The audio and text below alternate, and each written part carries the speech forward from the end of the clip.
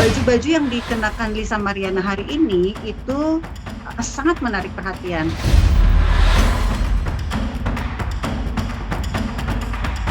Justru yang kita pertanyakan adalah dari Bapak pihak Ridwan Kamil kok nggak hadir?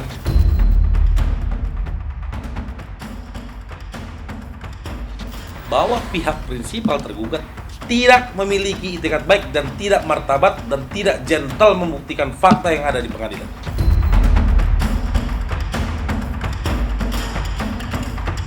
Di dalam perma kan sudah diatur tadi ya, tanggal 4 yang kita usahakan seperti apa nantinya.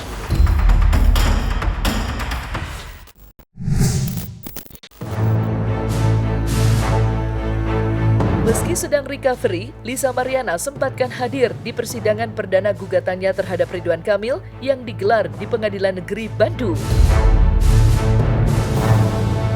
Kehadiran Lisa seperti mengabaikan ejekan netizen yang mengolok-oloknya dengan menuding Lisa yang masih berharap bertemu Ridwan Kamil.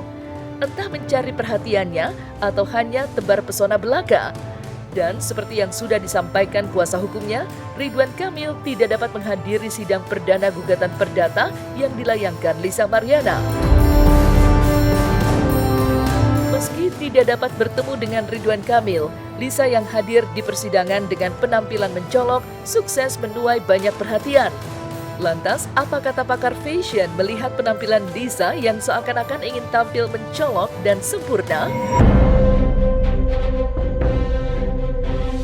Baju-baju yang dikenakan Lisa Mariana hari ini itu sangat menarik perhatian, mencolok ya. Jadi paduannya itu adalah warna hitam, kemudian outernya warna hijau, dan ada aksen warna pink. Yang mana warna hijau dan warna pink ini warna yang sangat mencolok. Artinya adalah warna-warna tersebut tidak disarankan untuk dipakai di acara yang seserius atau seformal sidang peradilan. Itu udah tidak ya warna-warna tersebut. Nah, dalamannya itu hitam, itu udah oke, dalamannya hitam. Jadi lebih bagus dipadukan adalah untuk sidang itu dengan warna-warna yang jangan terlalu high contrast. Nah, Lisa ini pakai bajunya itu high contrast. Antara warna hitam, kemudian ada hijau, dan ada pink, itu kontrasnya tuh tinggi banget. Ini akan membuat tubuh Lisa Mariana yang saat ini dalam kondisi bentuk badannya plus size, itu akan makin terlihatnya besar. Ya, jadi dari pattern aja ini udah kayak bulky semuanya.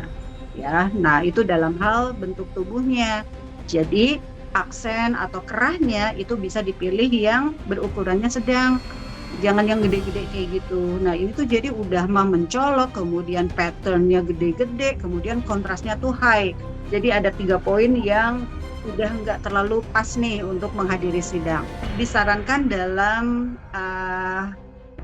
acara yang formal itu konservatif saja, karena kita ini di dalam sidang itu kan sudah punya banyak image ya, sudah banyak orang tuh ada asumsi macam-macam, sehingga jangan lagi menambah image yang justru makin lebih makin kemana-mana gitu. Jadi ada hujatan-hujatannya nambah lagi karena make upnya yang kurang pas, mode rambutnya yang terlalu glamor untuk ukuran ke sidang, warna bajunya yang sangat menarik perhatian. Nah, aku tuh mengerti mungkin ya, karena Lisa Mariana ini kan sedang menjadi pusat perhatian, jadi dia tampil sedemikian rupa untuk ready dilihat oleh banyak mata, dan mungkin dia tidak punya fashion stylist atau fashion consultant mungkin ya, jadi dia menggunakan apa yang bisa membuat dia itu cetar, tapi ya bukan untuk ke persidangan sih gitu. Jadi untuk sepatu juga enggak ya, untuk model kayak gitu. Lisa saat ini kondisinya itu cantik ya, kemudian badannya agak sedikit plus size, lebih disederhanakan untuk make upnya. Jadi dia itu mungkin takut terlihat nggak cantik karena mungkin dia sudah nggak bisa bermain lagi di badannya yang kayak 4 tahun yang lalu ya. Badannya udah seperti itu, jadi dia memaksimalkan di wajahnya. Nah, jadi kesannya itu kayak wow, paripurna banget, effort banget, try to hard banget gitu kesannya. Nah, jadi bukannya malah kelihatannya enak dilihat, cantik gitu, enggak. Tapi orang yang melihat itu malah mikirin behind the scene-nya. Waduh, makeupnya dari jam 4 pagi ya, sampai sebegitunya, sampai dan lain-lain.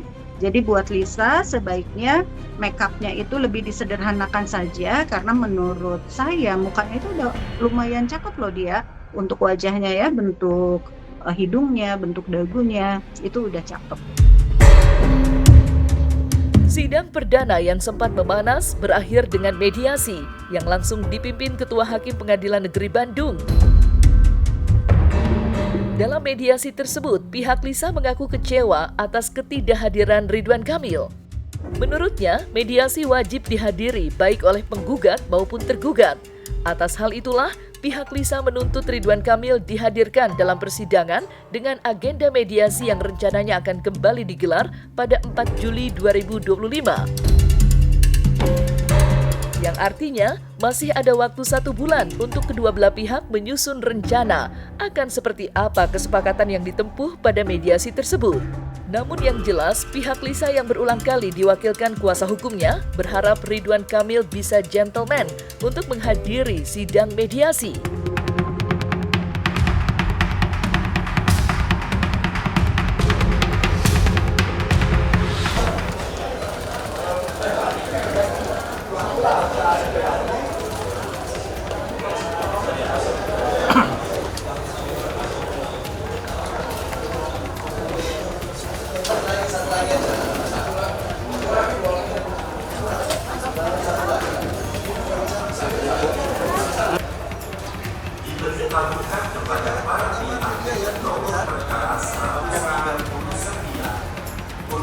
Dalam pasal 6 ayat 1 saya bacakan.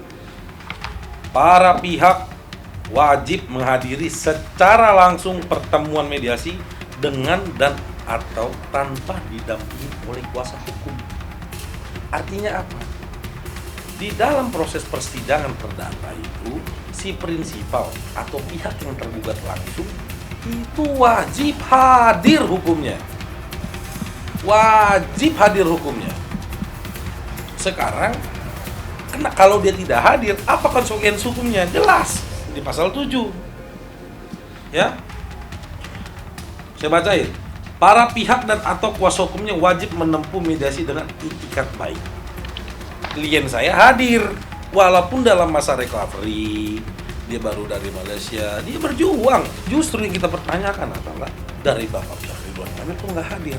Kami ini sudah benar-benar serius, kok mereka main-main gitu loh. Dari KTP juga tidak dibawa. Rekan-rekan lawyer tergugat itu kan katanya sudah senior. Kok nggak tahu gitu loh, sidang pertama legalitas harus ada KTP. Jadi menurut kami yakin dan percaya persidangan yang akan kami tempuh di Pengadilan Negeri Bandung ini, hakim sangat-sangat arif, bijaksana, dan tegas. Tidak ada teling-aling-aling. Dalam mediasi juga dibilang, kami boleh nggak minta waktu 2 minggu katanya. Loh, saya keberatan. Bagaimana minta 2 minggu sedangkan jadwal persidangan mediasi dalam Undang-Undang Hukum Acara pun 30 hari. Apa maksudnya gitu loh? Bahwa pihak prinsipal tergugat tidak memiliki itikat baik dan tidak martabat dan tidak gentle membuktikan fakta yang ada di pengadilan. Sangat tidak gentle, hadirlah di persidangan, ya kan? Gitu loh. Kenapa nggak hadir alasannya? Kan tadi kan sudah disampaikan bahwa kenapa Pak Ridwan Kamil tidak hadir, karena ini sidang perdana. Sidang perdana tidak ada kewajiban dalam hukum acara perdata bahwa penggugat, prinsipal penggugat, dan tergugat hadir. Kalau LM hadir dalam sidang perdana itu hadiah. Tetapi Pak Ridwan Kamil tidak hadir dalam sidang perdana itu juga hadiah. Di dalam perma kan sudah diatur tadi kan, tanggal 4 yang kita usahakan seperti apa nantinya. Senada dengan kuasa hukumnya, Lisa berharap Ridwan Kamil hadir di persidangan mediasi selanjutnya. Mengingat dalam sidang mediasi, penggugat dan tergugat akan dipertemukan di dalam ruangan, baik dengan atau tanpa kuasa hukumnya. Lantas, apa harapan Lisa Mariana pada Ridwan Kamil? Benarkah Lisa sudah gregetan ingin mengakhiri perseteruannya dengan Ridwan Kamil? Aku salut sih ya, hadir dari pihak sana, dari tim kuasa hukumnya, udah situ aja. Tapi berharap ya memang harus ya Bang, memang harus hadir nanti di tanggal 4 Juni itu KRK harus hadir gitu. Karena udah berlarut-larut juga kan Mbak gitu, jadi pusing saya juga maunya damai-damai aja gitu. Iya udah betul, karena udah terlalu berlarut-larut jadinya akunya gregetan gitu loh. Udah Pak, cepetan gitu, jangan terlalu banyak gimana gitu. Saya mau silaturahmi, pengen cium tangan aja gitu. Apa kabar kan lebih tua, ya kan harus sopan. Kalau buat Bu Cinta nggak dulu, Bu Love nanti aja dulu. Itu nanti heart to heart ya, woman to woman. Itu pasti, karena saya mental jujur kena gitu. Awal-awal ya, tapi sekarang udah biasa nanggepinnya ya udah gitu, dibercandain aja. Perlawanan Lisa terhadap Ridwan Kamil bukan tanpa alasan. Tes DNA diyakini satu-satunya cara untuk dapat mengetahui siapa yang bertanggung jawab atas anak yang telah dilahirkannya. Selama ini, Lisa meyakini jika Ridwan Kamil adalah ayah biologis dari anak yang sudah dilahirkannya pada 3 tahun lalu itu. Atas hal itulah Lisa melayangkan gugatan perdata atas tuduhan dugaan melawan hukum yang dilakukan Ridwan Kamil. Saya mau sampaikan, adanya upaya hukum gugatan kami ini adalah untuk mengetahui siapa ayah si anak ini kan, yang dijamin putusan MK nomor 46, yang menurut keterangan dari klien kami adalah buah hatinya itu adalah hasil perbuatan dari Lisa dan Bapak Ridwan Kamil gitu loh. Ahli hukum siapapun tidak akan pernah bisa mengetahui anak itu anaknya RK atau Lisa ataupun pihak yang mengaku-ngaku lain. Jadi sekali lagi saya ulangi bahwa jalan keluar dari permasalahan ini hanyalah kearifan, kemartabatan dan kejentelan para pihak. Ayo kita sama-sama tes DNA. Siapapun ahli hukum kalian di luar sana tidak ada yang bisa membuktikan bahwa ini adalah anaknya Lisa atau RK. Makanya kami tempuh upaya hukum ini. Gitu loh. Jadi semua pihak mempunyai hak konstitusi yang sama. Dan berdasarkan putusan Mahkamah Konstitusi nomor 46, anaknya Lisa berhak mendapatkan identitas di negara Republik Indonesia ini. Jadi teman-teman sudah lihat bagaimana Ibu Lisa, klien saya juga dari masa recovery-nya dia berjuang di sini. Yang diperjuangkan apa sih? Ya anak, identitas anak itu penting. Jangan kita tutup mata di Indonesia ini ada anak terlantar di luar sana, lantas kita nggak bisa perjuangkan hak identitasnya. Jadi sebetulnya itu karena sidang perdana sudah selesai, memang satu kewajiban untuk dipertemukan dengan mediatornya. Jadi tadi itu pertemuan dengan mediator. Nah, mediator menjelaskan Perma nomor 1 tahun 2016. Dijelaskan kedudukannya. Di dalam Perma itu diatur penggugat dan tergugat prinsipalnya wajib hadir. Nah, tapi di dalam pasal berikutnya ayat 3 dan ayat 4 boleh diwakilkan kepada pengacara dengan catatan ada alasan yang sah. Apa itu? Sakit, karena ada surat dokternya, di bawah pengampuan. Kemudian ketiga, sedang perjalanan ke luar negeri. Keempat, sedang menjalani tugas, kan gitu, yang tidak bisa ditinggalkan. Nah itu tadi dijelaskan. Setelah dijelaskan oleh mediator, didapat kesimpulan bahwa masing-masing pihak menyetujui untuk mediasi berikutnya tanggal 4 Juni. Jadi tanggal 4 Juni nanti mediasi. Kami akan memenuhi ketentuan Perma tersebut. Jadi kami akan memenuhi ketentuan itu aja. Perma, kan udah diatur kan? Ya wajib hadir. Boleh tidak wajib hadir kalau sedang sakit, kan gitu, berpergian ke luar negeri gitu lah. Jadi ada alasannya gitu, nantinya gitu. Ya kita akan berkoordinasi. Kita akan berkoordinasi dengan beliau, kita lihat waktu beliau. Total yang penting dikasih waktu mediasi ini 30 hari di seluruh Perma. Jadi kita masih ada waktu, banyak waktu. 30 hari kerja. Sebelum menghadiri persidangannya, Lisa Mariana diketahui baru pulang ke Indonesia usai menjalani operasi lambung di salah satu rumah sakit di Malaysia. Meski sudah mempunyai 2 anak, Lisa ingin mengembalikan bentuk tubuhnya 4 tahun lalu yang seksi dan berisi. Demi mendapatkan body goals-nya, Liza harus berjuang keras, termasuk menjaga pola makannya. Dan yang mengejutkan, meski belum ada seminggu menjalani operasi lambung, berat tubuh Liza sudah berkurang 10 kg. Lantas, apa kata dokter atas kondisi Liza usai operasi lambung?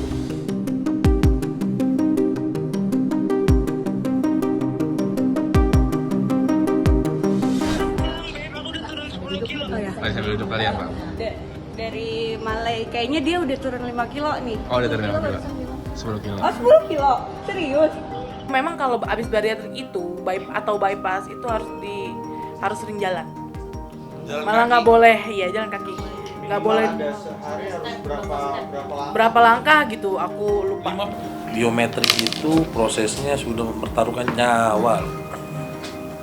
Ya, dia juga pengen kan ke depan nanti hidupnya baik-baik lagi, dia berkarir, anaknya bisa tumbuh besar.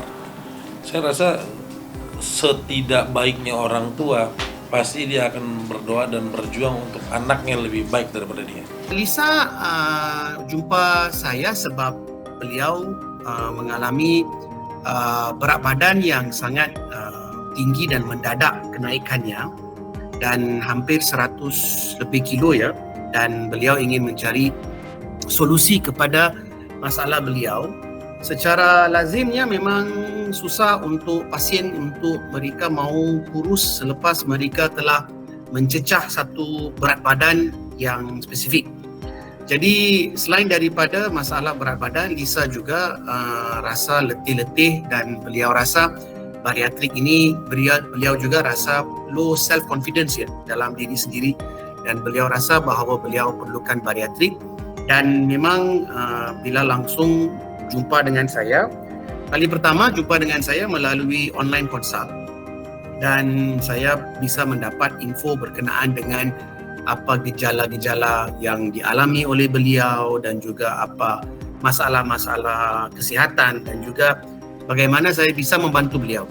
Beliau sangat sesuai untuk operation bariatrik, dan operation bariatrik yang saya pilih untuk dia adalah operation sleeve gastrectomy bersama dengan PJP ya, iaitu bypass sekalian sama dengan sleeve. Jadi operasi ini mungkin operasi yang tidak bisa dilakukan sangat di Indonesia, tetapi ia sangat efektif untuk pasien seperti Lisa, di mana mereka memerlukan pengurangan berat badan, tetapi mereka juga hidup begitu aktif, dan mereka risau kalau ada operasi yang sangat ekstensif dan operasi yang sangat rumit. Nah, selesai sudah Cumi Lovers? Saksikan terus Cumi Camp In Depth, kabar lengkap, mendalam, dan akurat dari narasumber terpercaya. Dan jangan lupa untuk like, subscribe, dan juga share channel YouTube Cumi Cumi.